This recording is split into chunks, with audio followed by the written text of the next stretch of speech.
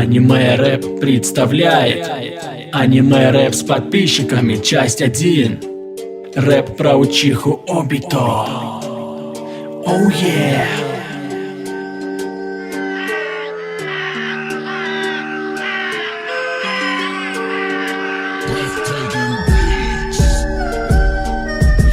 Он был чумином из деревни скрытого листа, не боялся ничего, дабы душа была чиста, а верила в него только Рина дна. И за это он любил ее всегда. Слабее всех в команде был до самого конца, пока не началась та жесткая война. Враги похитили его возлюбленную Рин, которой он так восхищался и с детства любил. Родился Обито в деревне скрытого листа. Хокаге стать деревней, той была ж его мечта. Но на задании одном он оборвал свою судьбу, отдал свой глаз в подарок другу и упал во тьму. Он ринулся на помощь другу и в последнюю минуту спас Какаши. Он от бедствия вытащил его оттуда, и вокруг все загудело. Боль пронзила его тело, придавила парня камнем, и Рин заревела.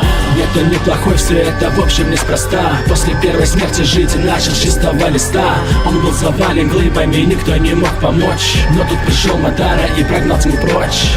Нет, он неплохой, все это в общем неспроста. После первой смерти жить начал с чистого листа. Он был завален глыбами, никто не мог помочь, но тут пришел Мадара и прогнал тьму прочь. Вздохнул он снова в пещере, он был спасен тем стариком, что был потерян на войне, что позабыть в песках времен. Глаза во тьме его давно, как Ванга, видит он свой дом, как Ашикун, и Рин-сенсей зовет их в теплый зов.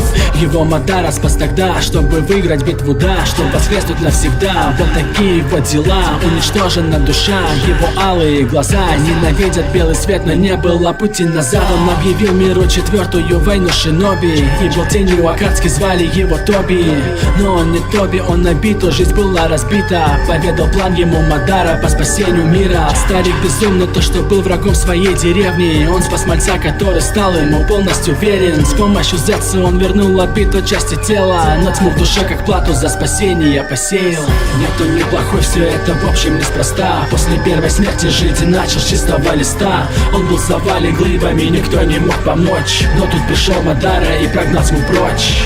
Нет, он неплохой, все это в общем неспроста. После первой смерти жить начал с чистого листа. Он был завален глыбами, никто не мог помочь, но тут пришел Мадара и прогнал тьму прочь.